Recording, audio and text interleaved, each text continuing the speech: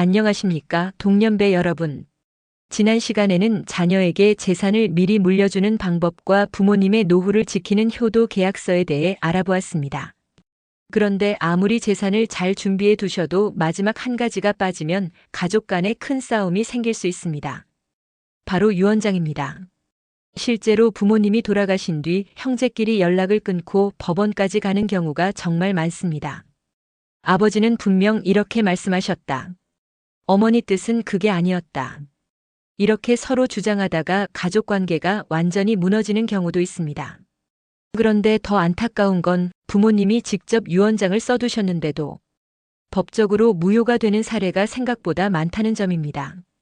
오늘은 그래서 절대 무효되지 않는 유언장 작성법, 많은 분들이 실수하는 핵심 포인트, 가장 안전한 공증 유언 방법, 이 세 가지를 아주 쉽게 설명해 드리겠습니다.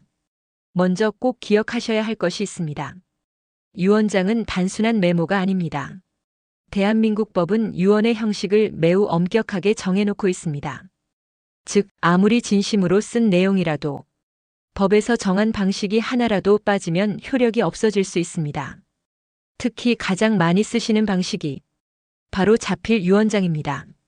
말 그대로 부모님이 직접 손으로 쓰는 방식입니다. 그런데 여기서 정말 많이 하는 실수가 있습니다. 컴퓨터로 작성하는 경우입니다.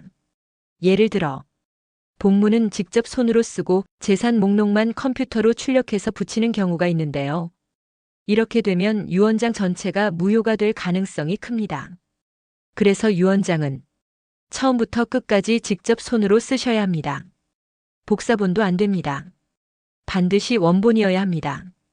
그리고 날짜도 매우 중요합니다. 2026년 5월. 이렇게만 쓰시면 안 됩니다. 반드시 2026년 5월 18일. 이렇게 연월일을 정확하게 적어야 합니다. 하루라도 빠지면 문제가 생길 수 있습니다. 주소도 꼭 들어가야 합니다. 간단히 동 이름만 쓰는 게 아니라 현재 거주하는 주소를 정확히 적는 것이 안전합니다. 그리고 마지막으로 가장 많이 놓치는 부분이 있습니다. 바로 도장입니다. 유언장에는 반드시 도장을 찍어야 합니다. 사인만 해서는 안 됩니다. 요즘은 서명 문화가 익숙하지만 대한민국 유언장은 아직 날인, 즉 도장이 있어야 안전합니다. 인감 도장이 아니어도 괜찮지만 도장은 꼭 찍으셔야 합니다. 만약 손이 떨리거나 글씨 쓰기가 어려우신 분들은 녹음 유언도 가능합니다. 스마트폰으로 영상을 찍으며 남기는 분들도 많습니다. 이때 중요한 건 날짜, 이름, 유언 내용, 이 세 가지를 직접 말씀하셔야 하고 가능하면 증인도 함께 있는 것이 좋습니다. 다만 녹음 유언은 나중에 분실되거나 조작된 것 아니냐? 이런 다툼이 생길 수 있습니다. 그래서 가장 안전한 방법은 따로 있습니다. 바로 공증 유언입니다. 공증 유언은 공증 사무실에서 전문가 도움을 받아 작성하는 방식입니다. 쉽게 말하면 법적으로 가장 안전한 유언장이라고 생각하시면 됩니다. 증인 2명이 함께 있고 공증인이 직접 내용을 확인하기 때문에 나중에 무효가 될 가능성이 매우 낮습니다. 또 하나 큰 장점이 있습니다. 부모님이 돌아가신 뒤 자필 유언장은 법원 확인 절차를 거쳐야 하는 경우가 많지만 공증 유언은 바로 사용할 수 있어서 상속 절차가 훨씬 빨라집니다. 그래서 재산 규모가 크거나 자녀 간 갈등이 걱정된다면 공증 유언이 가장 안전한 방법입니다. 여기서 정말 중요한 말씀 하나 드리겠습니다.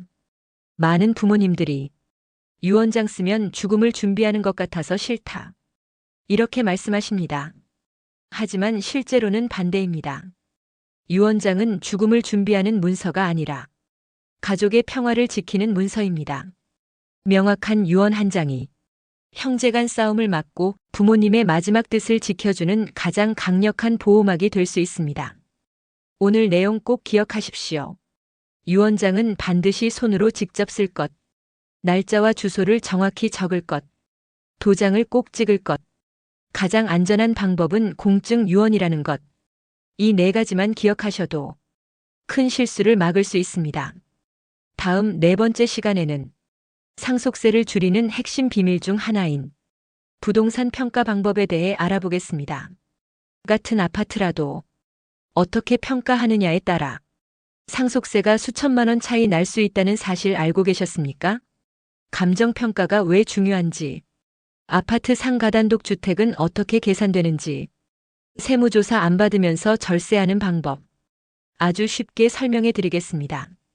오늘 영상이 도움이 되셨다면 주변 가족분들과 꼭 공유해 주시고 다음 영상도 놓치지 마시기 바랍니다.